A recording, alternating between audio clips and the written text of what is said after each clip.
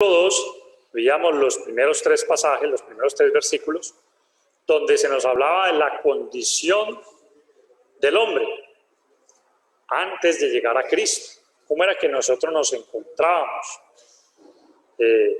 Importante nosotros, hermanos, que recordemos cuál era nuestra condición antes de ser cristianos, de ser hijos de Dios.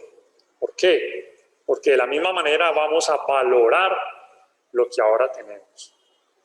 Muchas veces, con muchos cristianos, yo sé que ni de los que están aquí ni de los que me están viendo sucede eso, pero hay muchos que se han alejado del Señor y precisamente se han desviado, se han apartado, porque no han entendido cuánto le costó al Señor y qué fue lo que hizo el Señor por ellos.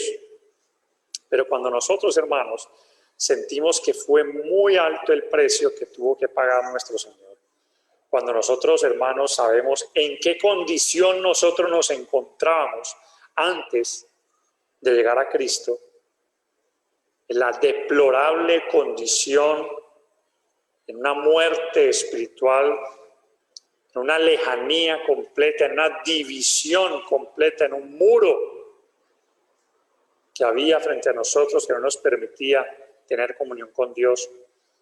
Y Dios de allá nos sacó de la oscuridad, de las tinieblas, de la inmundicia. Y nosotros, estando en esa condición, entonces, en realidad vamos a valorar, vamos a estimar de manera maravillosa lo que tiene que ver con el sacrificio de Cristo. Así que 4 al 6, ahí dice 1 al 3, pero es del 4 al 6. Y lo he titulado La decisión de Dios, así lo titulé, porque vamos a ver ya no la condición en la que el hombre se encontraba, sino ahora vamos a ver qué fue lo que hizo Dios en su potestad, en su poder y en su amor. Quiso hacer, deseó Dios y tomó la decisión eternamente de hacer algo por el hombre perdido.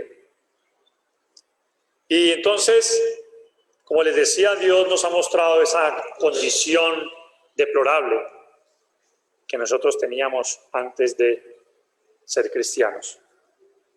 Imagínese usted entonces una vida sin Dios. Imagínese sin el autor de nuestra salvación. Realmente la vida no tendría sentido, no valdría la pena. Tendríamos, hermanos, una vida vacía y realmente no existiría una verdadera vida. Sin Dios, hermanos, nosotros estamos muertos.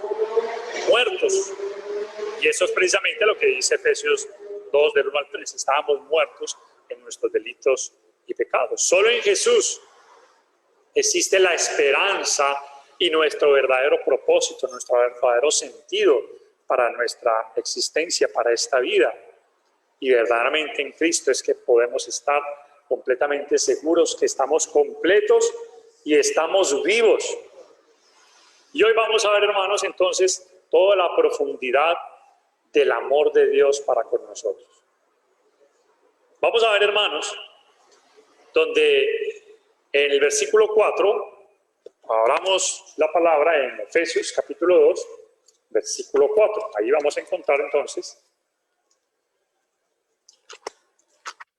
continuando con lo que venimos tratando. Dice, pero Dios, que es rico en misericordia, por su gran amor con que nos amó, versículo 5, aun estando nosotros muertos en pecados, nos dio vida juntamente con Cristo, por gracia sois salvos.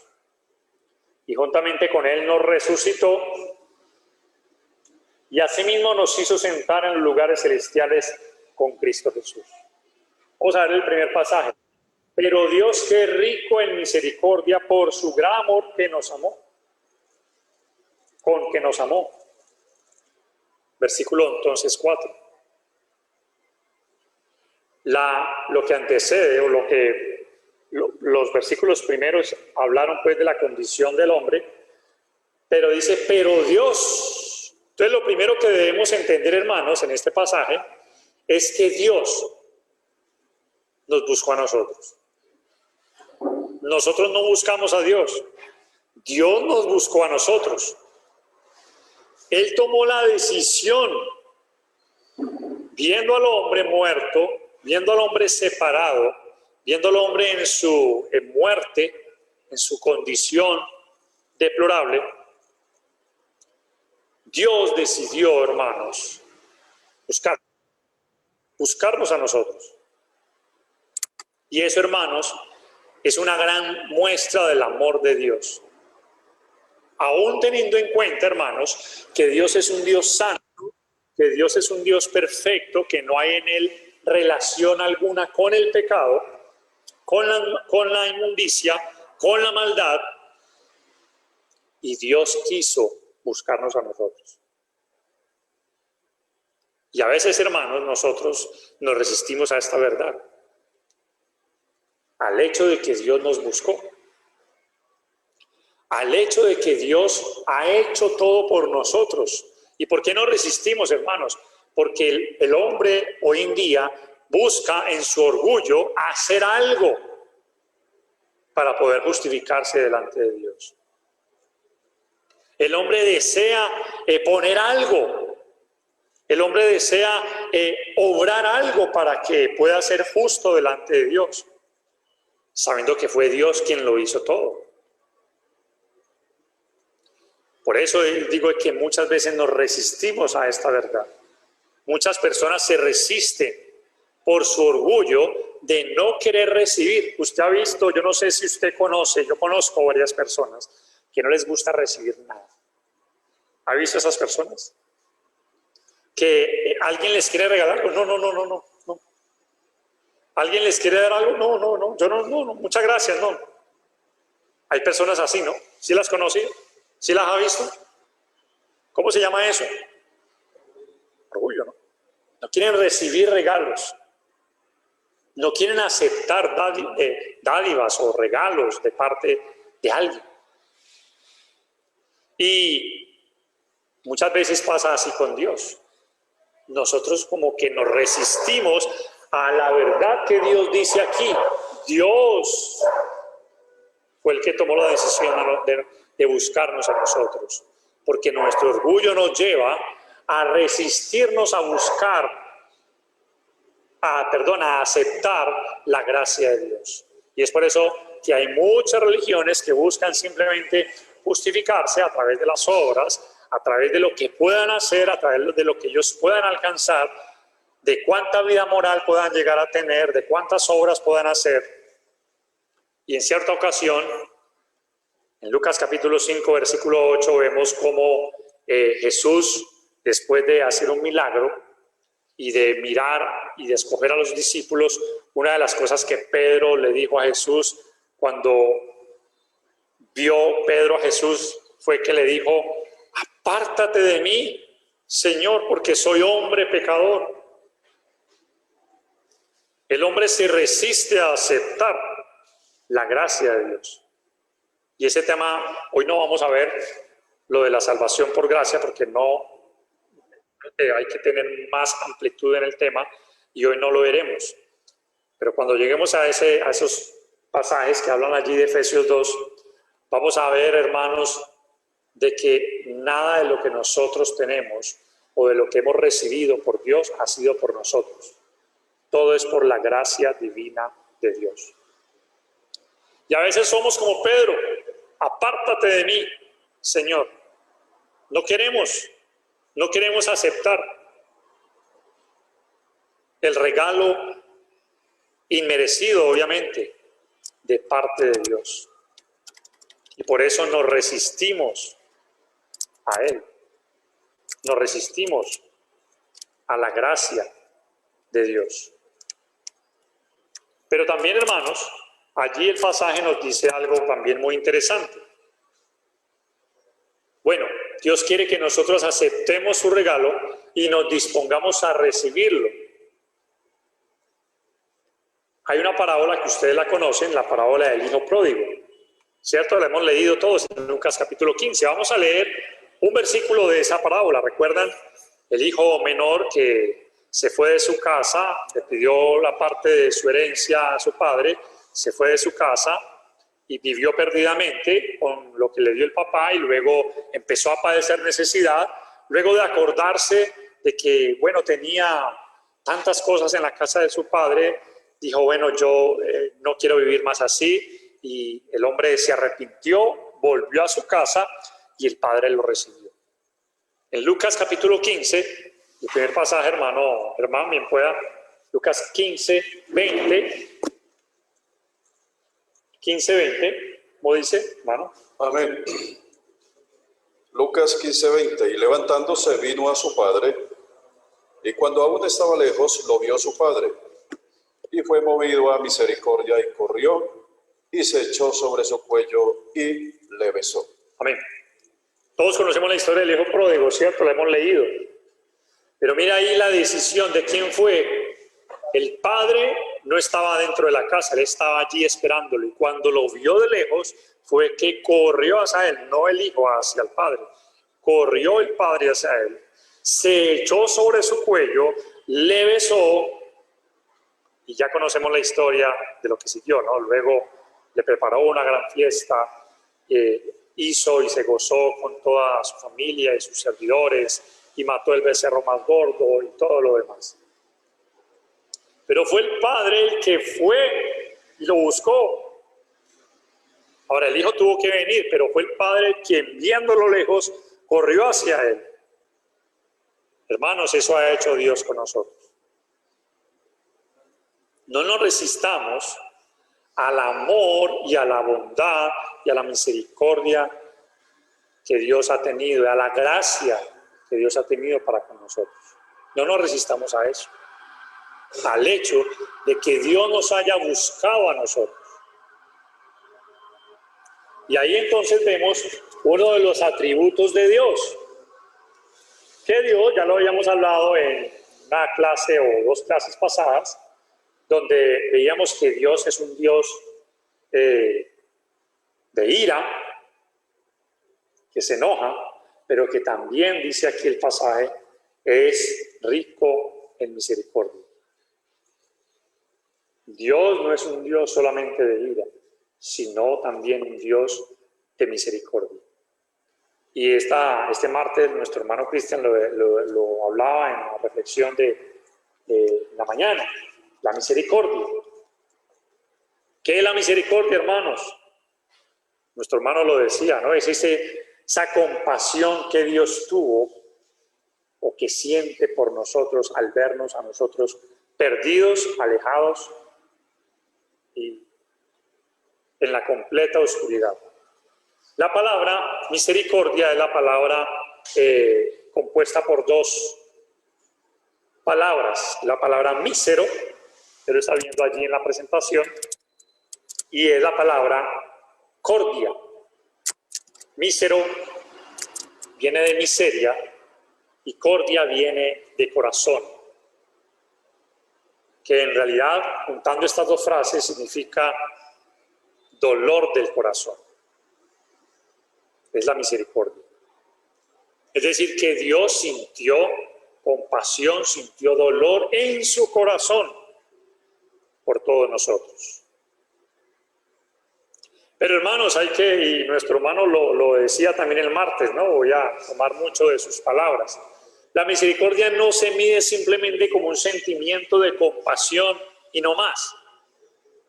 No se ve simplemente como que, bueno, qué pesar, como que Dios se manicruzó y dijo, qué pesar del hombre, cómo está apartado, cómo está perdido, sino que la misericordia, hermanos, se ve efectuada en la acción. Y vemos, hermanos, la parábola del buen samaritano. Lucas capítulo 10, vamos a leerlo, hermano Cristian, versículo 30 al 37.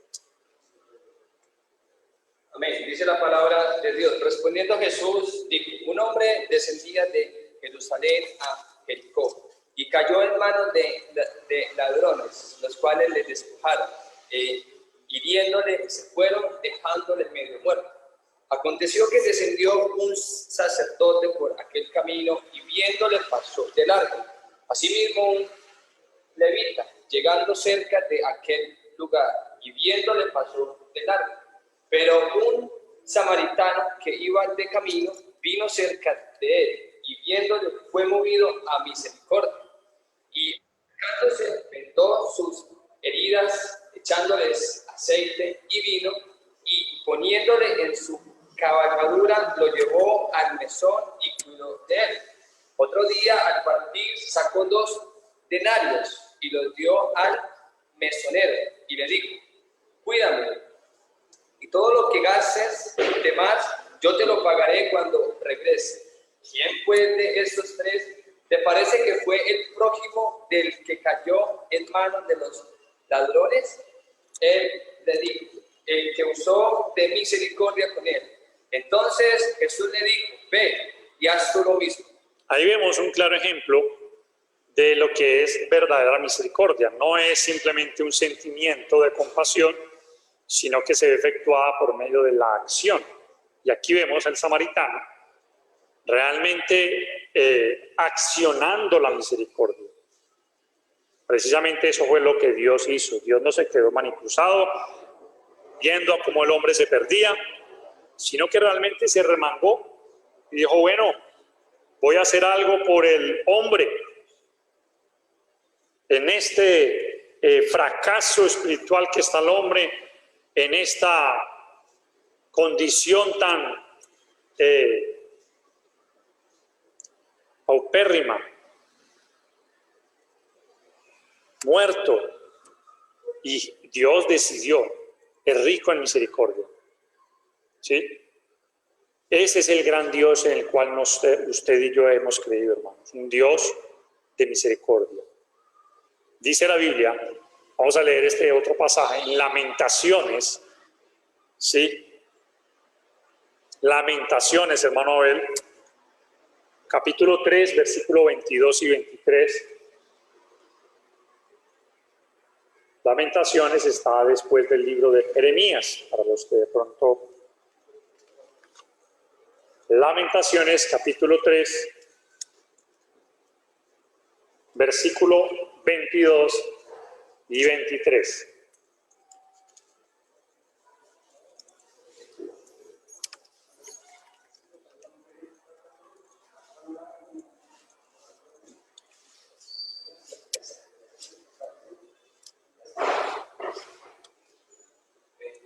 Lamentaciones 3, 22 y 23, hermano. dice la palabra de Dios: por la misericordia de Jehová no hemos sido consumidos, porque nunca descayeron sus misericordias. Nuevas son cada mañana, grande es su fidelidad. Amén. Cada que amanece el día, cada que sale un nuevo amanecer, dice allí, son nuevas las misericordias de Dios. Dice, por la misericordia es que nosotros no hemos sido consumidos. Está hablando el profeta Jeremías, que fue el que escribió este libro de Lamentaciones, luego de que la ciudad hubiera sido devastada y destruida. La ciudad de Jerusalén cayó por la condición de maldad y de pecado. Y Jeremías escribe este libro, como su nombre lo indica, ¿no? Lamentándose de todo lo ocurrido, de cómo el pueblo, por su pecado, sufrió las consecuencias de su pecado. Pero el Señor dice allí, no habían sido consumidos todos. Dios es rico en misericordia. Y así es el Dios en el cual nosotros hemos creído, al cual nosotros nos hemos entregado. Un Dios de misericordia, que sintió compasión y vio la condición del hombre y decidió hacer algo por él. Y ahí en Efesios dice, por su gran amor con que nos amó. Por su gran amor. Hermanos, ahí también vemos una gran verdad acerca del amor de Dios para con nosotros. La inmensidad del amor de Dios, que no se puede comparar ni medir. La Biblia nos habla en el libro de Efesios sobre las dimensiones del amor. Lo veremos Cuando lleguemos allá en Efesios capítulo 3, versículo 18, nos habla sobre la anchura, la longitud, la altura, la profundidad del amor de Dios. Es inmedible. No alcanzamos a medir cuán grande es el amor de Dios. Y por eso es que el pasaje en Efesios dice, por su gran amor. Es decir, el amor de Dios inmenso. El amor de Dios sacrificial. Un amor de Dios que se sacrificó. Un amor incondicional, completo, sin barreras, sin peros. Un amor, hermanos, que nosotros simplemente lo saboreamos, lo experimentamos, pero que no alcanzamos a comprender en su totalidad. Yo creo que nunca lo comprenderemos. Porque la Biblia habla de que Dios es amor. Nosotros no podemos comprender en su totalidad a Dios. Podemos experimentar su amor y podemos reflejar y podemos saborear su amor, pero comprenderlo difícilmente. Y por eso muchas veces es que pasa que muchos cristianos se apartan también, ¿no? Porque no han valorado o estimado el gran amor de Dios para con ellos. La palabra amor, hermanos, ustedes ya lo hemos tocado muchas veces en muchos estudios.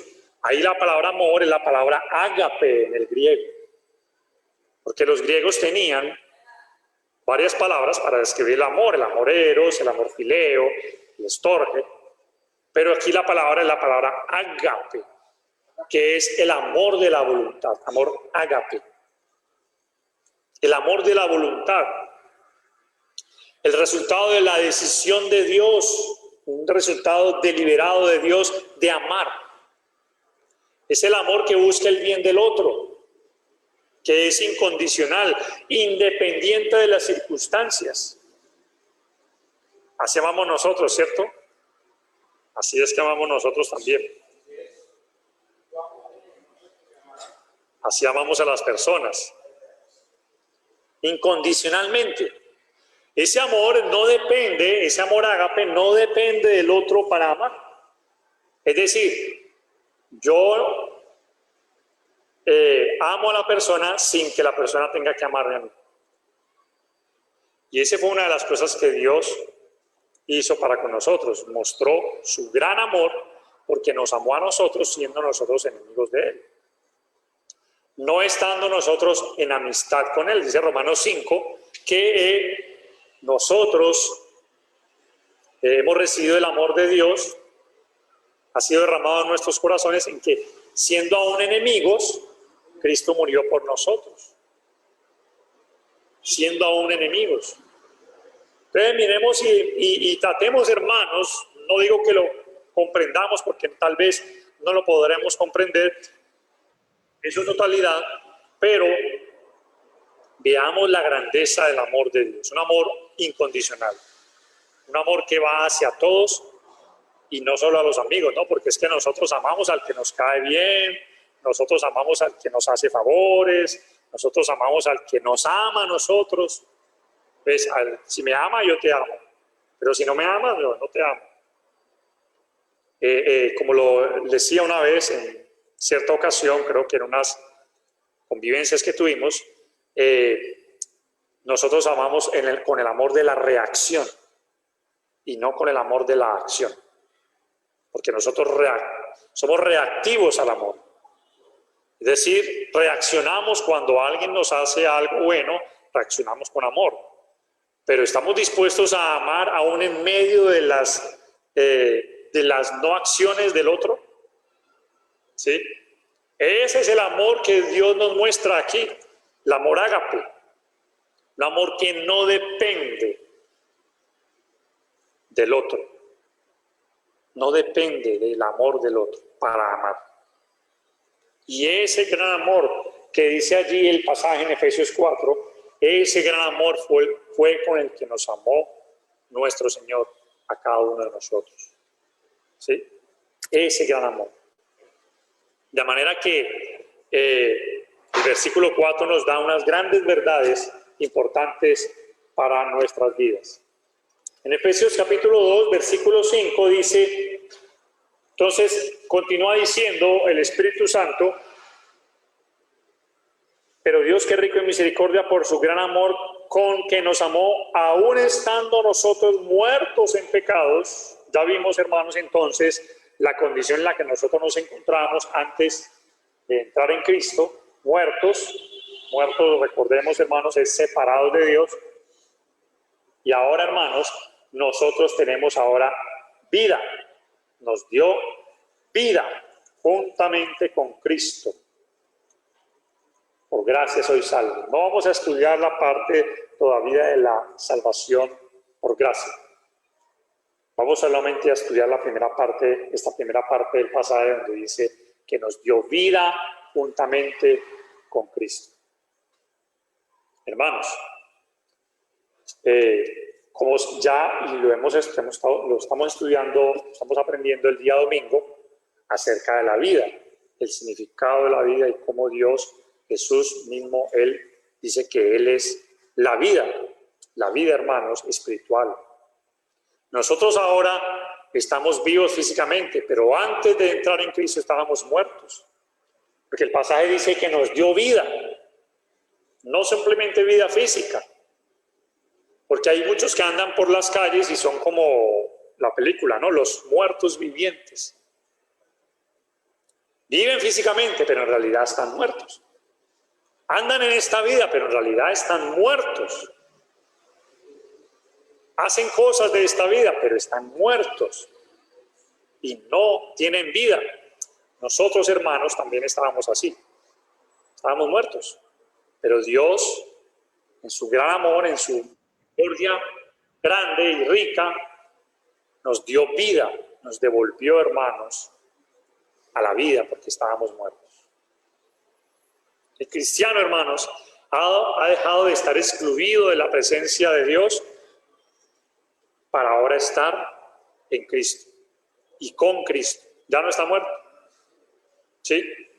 Porque en Jesús está la vida.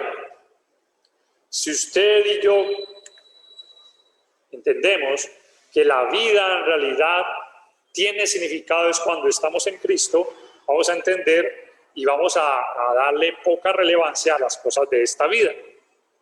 Entonces, por eso es que ya nos vamos de pronto a angustiar tanto, a tener tanto estrés, a sentir tanta ansiedad o a apegarnos a las cosas de este mundo, ¿no? Porque en realidad sabemos que esta vida es pasajera y que en realidad la vida que tenemos en Cristo es la verdadera vida, la vida espiritual. Porque hemos sido reconciliados con Dios. Así como la muerte espiritual nos separaba de Dios, ahora la vida espiritual nos ha hecho reconciliarnos con Dios. Ahí vemos, hermanos, un gran amor de Dios para con nosotros. Entonces el versículo 5 nos dice eso, ¿no? Nos dio vida juntamente con Cristo, para que nosotros tengamos vida espiritual. Y el versículo 6 nos dice entonces,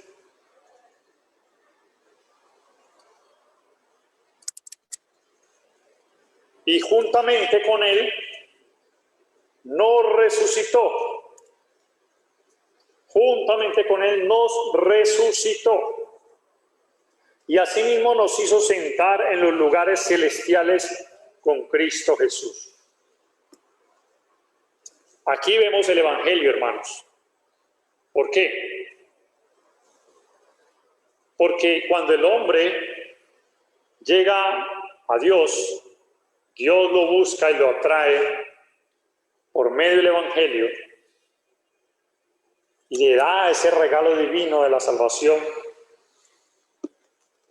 El hombre acepta a través del Evangelio de la obediencia al Evangelio, este regalo divino, ya nosotros morimos al pecado, ya nosotros somos sepultados y ya nosotros somos resucitados. Por eso el versículo 6 dice, y juntamente con Él nos resucitó. Y asimismo nos hizo sentar en los lugares celestiales con Cristo Jesús. Cuando nosotros nos convertimos, cuando nosotros escuchamos el Evangelio, que era la voz de Dios diciéndonos, acepta el regalo que yo te quiero dar, nosotros lo aceptamos y ahora morimos al pecado, fuimos ahora levantados con Cristo. Esa es la similitud que dice Romanos capítulo 6, versículo 1 y 4. Leámoslo, hermanos. ¿Quién sigue en la lectura? Romanos capítulo 6, versículo 1 al 4. Dice la palabra de Dios, Romanos 6, del 1 al 4. ¿Qué pues diremos? ¿Perseveraremos en el pecado para que la gracia abunde?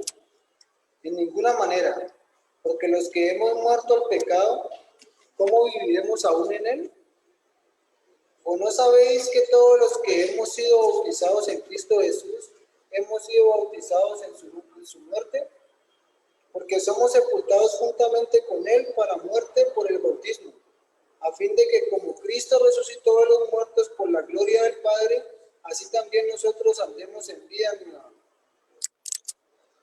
Ahí lo dice, el último pasaje dice, así como Cristo resucitó, así nosotros hemos resucitado para andar en una nueva vida, en novedad de vida. Y por eso 2 Corintios lo dice, si alguno está en Cristo, nueva criatura es. Las cosas viejas pasaron y aquí todas son hechas nuevas. Ahí en la diapositiva ustedes pueden ver la gráfica de lo que es el Evangelio.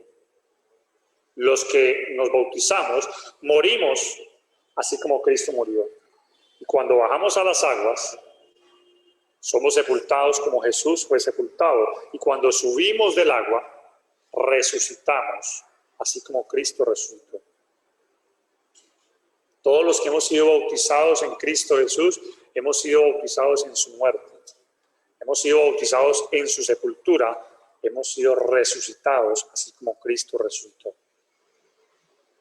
Nosotros, hermanos, debemos entender que ahí el versículo 6 dice, y juntamente con él nos resucitó. Nos resucitó. Los cristianos ahora estamos vivos gracias a que fuimos resucitados por el poder de Dios cuando nos bautizamos. Dios nos revivió. En Colosenses, otro pasaje más para reforzar este concepto importante, Colosenses capítulo 2, versículos 12 y 13, hermano Oscar.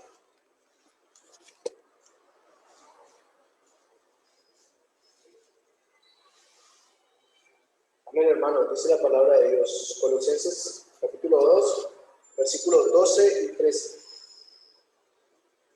Sepultados con él en el bautismo, en el cual fuisteis también resucitados con él, mediante la fe en el poder de Dios, que le levantó de los muertos. Y a vosotros, estando muertos en pecados y en la incircuncisión de vuestra carne, os dio vida juntamente con él, perdonándoos todos los pecados. Nos dio vida juntamente con él, perdonándoos todos los pecados. Nosotros hemos sido resucitados, hermanos, para una nueva vida. Por eso es que el Espíritu Santo en Colosenses 3:1 nos exhorta y nos dice que busquemos si pues habéis resucitado con Cristo, buscar las cosas de arriba. Si nosotros hemos resucitado, busquemos las cosas de arriba. Porque ya nosotros morimos para este mundo, morimos para el pecado, para ahora ser del Señor. Por eso es que el Espíritu Santo nos exhorta a eso. Porque es que ya nosotros morimos y fuimos resucitados juntamente con Cristo para andar en nueva vida.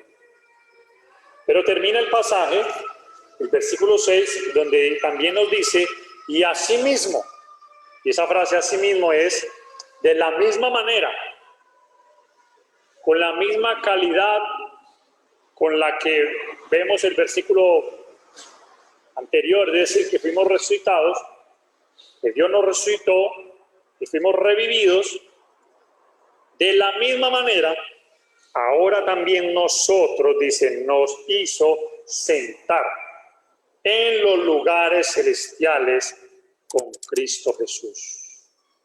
Hermano, ¿dónde está usted en este momento? ¿Dónde se encuentra? Según este pasaje. Está sentado en lugares celestiales, juntamente con Cristo. Así como fue resucitado, así también estamos sentados en lugares celestiales. Yo me veo aquí, pero este no es el cielo, ¿no? Este es el local de la congregación. Estoy rodeado de paredes, de personas, de objetos. ¿Cómo así que estamos sentados en lugares celestiales?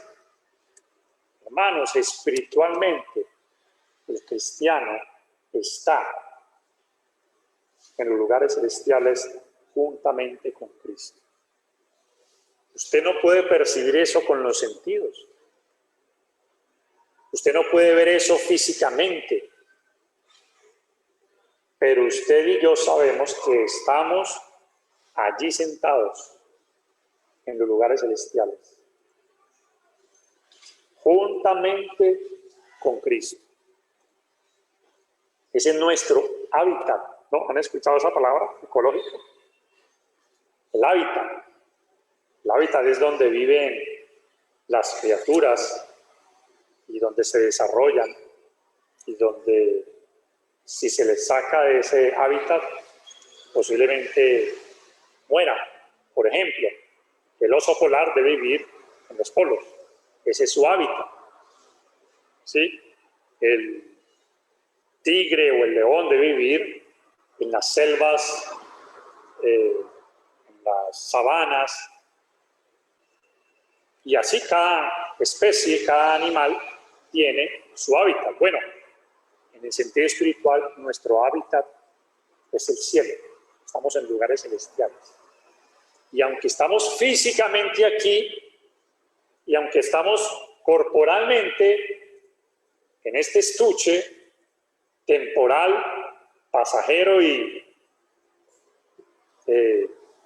lleno de males y lleno de años también, de vivencias, en realidad no somos de aquí, no somos de este mundo, no somos de aquí. Nosotros vivimos en una dimensión espiritual donde nuestros sentidos no pueden percibirse y donde nada ni nadie puede destruir eso. Por eso la Biblia habla de que la iglesia es el reino inconmovible, indestructible. Daniel habla de que ese reino nunca será jamás quitado. Nosotros estamos allí. Estamos en ese lugar celestial. Por eso es que las batallas del cristiano son espirituales. Porque las huestes espirituales de maldad están contra el cristiano. Por eso, hermano, es que usted y yo no debemos apegarnos a las cosas de este mundo, porque no somos de acá. Jesús lo dijo en Juan capítulo 18, versículo 36, ¿qué es lo que dice el pasaje? Juan 18, 36. Jesús lo dijo. Dice la palabra de Dios. Respondió Jesús: mi reino no es de este mundo. Si mi reino fuera de este mundo, mis servidores pelearían para que yo no fuera entregado a los judíos. Pero mi reino no es de aquí. Mi reino no es de este mundo, Jesús lo dijo. El reino nuestro tampoco. No es de aquí. Por eso Pedro nos dice que simplemente nosotros somos ¿qué? Extranjeros y peregrinos. ¿Qué es un peregrino? Una persona que va ¿qué? De paso. De paso. No está en su ciudad permanente. Está de paso. Es un peregrino. Es un peregrino. Nosotros no somos de este mundo, hermano. El reino no es de este mundo. Jesús lo dijo, voy a leérselo en Lucas capítulo 22, versículo 29 al 30.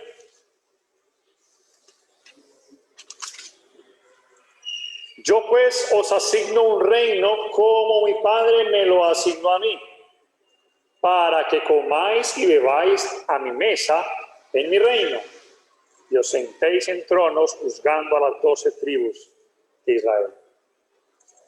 Es un reino, hermanos, espiritual, que nuestros sentidos no perciben, que no es de este mundo. También, en Hebreos, hermanos Germán, capítulo 12, vamos a terminar con estos dos pasajes, capítulo 12, versículo 18, y vamos a saltar al mismo capítulo 12, pero luego el versículo 22 y 23. Amén. Dice la palabra de Dios, Hebreos 12, 18. Porque no os habéis acercado al monte que se podía palpar y que ardía en fuego, a la oscuridad, a las tinieblas y a la tempestad. Versículo 22. Sino que os habéis acercado al monte de Sión, a la ciudad del Dios vivo, Jerusalén la celestial, a la compañía de muchos millares de ángeles, a la congregación de los primogénitos que están inscritos en los cielos, a Dios, el juez de todos, a los espíritus de los justos hechos perfectos. Amén. Miren lo que dice el pasaje, ¿no? Nosotros no nos hemos acercado, dice allí, al monte que se podía palpar, es decir, a lo que es material. Recuerden en el Antiguo Testamento, el pueblo de Israel, cuando Moisés llegó al monte Horeb, donde recibió las tablas, ellos se acercaron a esa montaña y ellos podían tocar, palpar la montaña, ¿no? Pero ellos no quisieron, ¿no? Ellos se alejaron por temor. Y dice que nosotros no nos hemos acercado a ese monte, ¿sí? Ahí lo dice, ¿no? No se han acercado al monte que se podía palpar y que ardía en fuego, a la oscuridad, a las tinieblas y a la tempestad. Sino que el versículo 22 dice, sino que os habéis acercado al monte de Sión, a la ciudad del Dios vivo. ¿Jerusalén qué? La celestial. A la compañía de muchos millares de ángeles. A la congregación de los primogénitos que están inscritos en los cielos. A Dios, el juez de todos, a los espíritus de los justos hechos perfectos. Hermanos, nosotros, dice, estamos sentados en lugares celestiales porque nosotros estamos, hermanos, en una dimensión espiritual que nosotros no la vemos aquí con nuestros ojos físicos, pero estamos allí. Todo aquel que está en Cristo, que ha resucitado juntamente con Cristo y que Dios lo ha salvado y lo ha colocado en su reino, vive en este mundo, pero no es de este mundo. Pasa años en este mundo, pero es peregrino en este mundo. Nosotros, hermanos, estamos en lugares celestiales juntamente con Cristo. Comprendamos eso, hermanos. Por eso, volvemos otra vez al pasaje de Colosenses. Busquemos las cosas de arriba, donde está sentado Cristo y donde nosotros estamos sentados. Si realmente estamos en Cristo, démosle siempre la prioridad, la relevancia, la importancia, el valor a las cosas espirituales, por encima, hermanos, de cualquier cosa de este mundo. Usted puede perder muchas cosas en este mundo. Podemos perder muchas cosas en este mundo. Y puede que nos duelan esas cosas. Pero si usted pierde a Cristo, si usted pierde la vida en el espíritu, la vida espiritual, usted lo pierde todo. su vida en realidad no tendría sentido. Porque en realidad la vida, hermanos, la verdadera vida, es en Cristo y está en lugares celestiales juntamente con Cristo.